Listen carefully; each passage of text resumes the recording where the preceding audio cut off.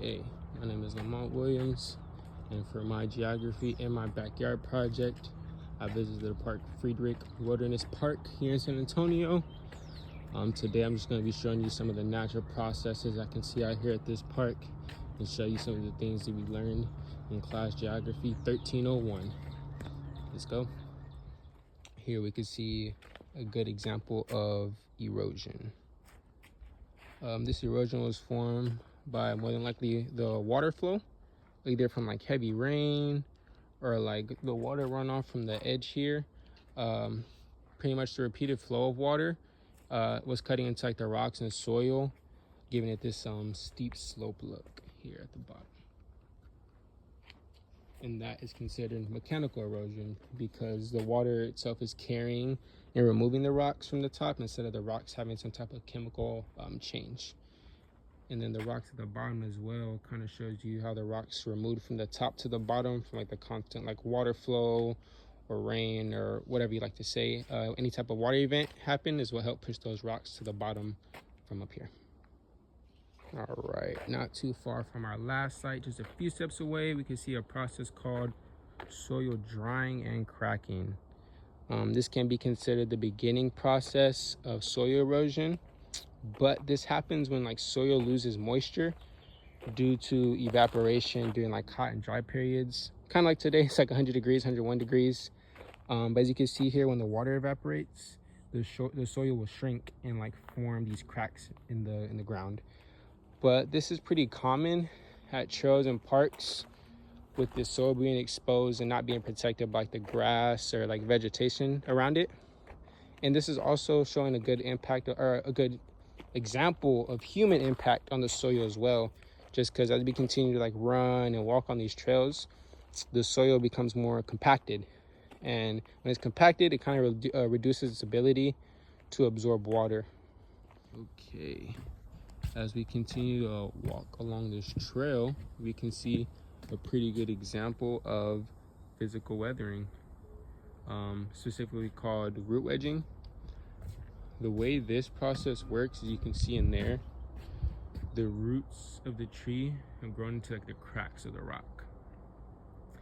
And when they grow into the cracks of the rock, as they expand, they pretty much apply pressure on the rock, slowly forcing it to break apart over time, of course. But this is a pretty common type of process, especially where like trees or like plants can grow, because those trees or like plants, they physically break apart the rock without any chemical changes or anything like that happening to the rock. It naturally just breaks from the tree or roots itself.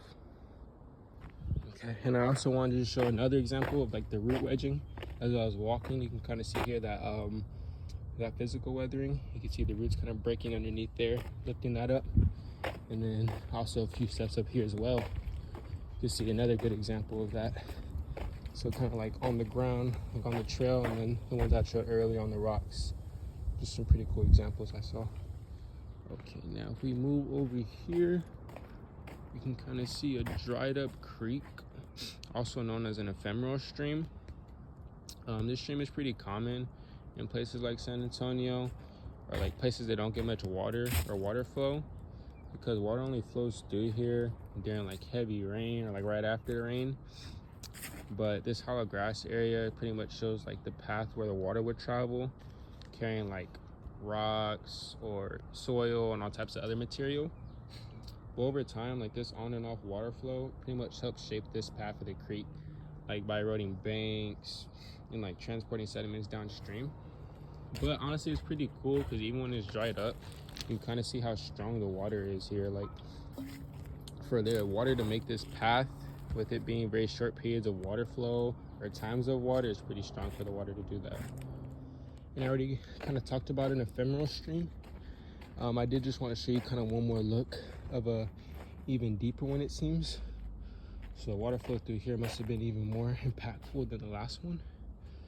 But yeah, this one's pretty powerful as well. You can see how hollow this one is compared to that last one. Okay, that's it for my geography in my backyard project at Park Friedrich Wilderness Park.